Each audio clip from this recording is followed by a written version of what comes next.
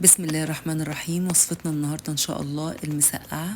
هنعملها بطريقة حلوة جدا وبسيطة وكمان خفيفة.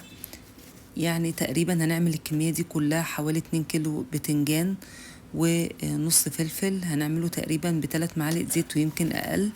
وتقدري تعملي الوصفة دي برضو من غير دهون خالص، يعني ممكن تستغني عن ال3 معالق زيت كمان.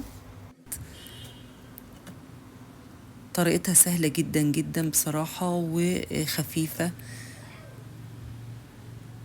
هنبدأ بقى الخطوات مع بعض. هنجيب كده حوالي 2 كيلو بتنجان، ونختار كده البتنجان يكون طازة، ونعرفه ان هو يكون في لمعة في القشرة اللي بره. هنقشره بالشكل ده. والفلفل برضو هنقسمه.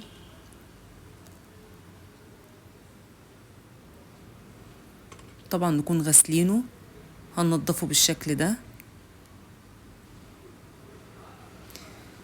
ومعنا بقى قرون شطة، ممكن تقطعيها مع المسقعة او تحطيها كده زي ما هي كاملة. هنقطع بقى الفلفل قطع كبيرة بالشكل ده. ولو عايزة برضو المسقعة سبايسي وممكن تقطعي الشطة قطع صغيرة. هنقطع برضو البتنجان بحجم كبير، يعني احنا عايزين القطعة تكون ماسكة نفسها مش صغيرة. وهنجيب كده توم، ممكن برضو توم مفروم عادي، ده توم عملناه شرايح. و3 معالق زيت بالظبط، وممكن اقل وممكن من غير خالص. معانا طماطمتين كده مبشورين. وهننزل بحوالي معلقتين كبار من الصلصة. البهارات بقى كمون وفلفل اسمر وتوم باودر وبصل باودر، ممكن برضو بابريكا. وهنقلب كده مع الصلصة والطماطم. هننزل بنص معلقة من الكزبرة. هننزل بقى كده بكوبايتين من المية. هنظبط بقى الملح على حسب الكمية اللي عندنا. ومعايا هنا عصاج من لحمة مفرومة متعصجة بالبصل والطماطم. هنجيب بقى كيس حراري من اللي هو الحجم الكبير، لان دي كمية كبيرة، يعني حوالي 2 كيلو ونص. وهنحطها كده في الكيس. وهننزل بقى بالصلصة، طبعا بنكون غاليينها كويس. ونقلب المكونات كلها مع بعض، وننزل باللحمة المعصجة وهما في الكيس كده. نحاول نوزعهم.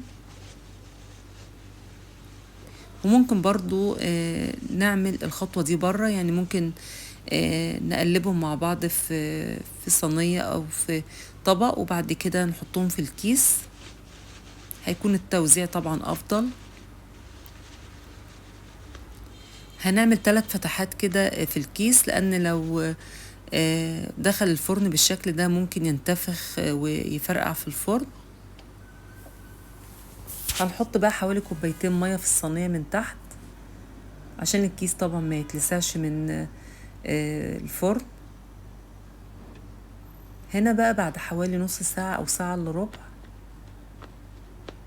هنفتح الكيس.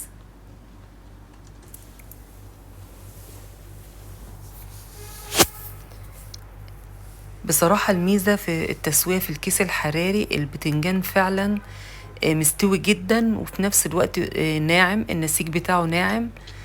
وده مهم جدا عشان طعم المسقعة يقرب من الطعم اللي هو الطبيعي اللي احنا كنا بنعمله، اللي هو الطريقة التقليدية بالزيت. بصراحة طريقة مش صحية خالص، والبتنجان بيشرب كمية زيت كبيرة جدا.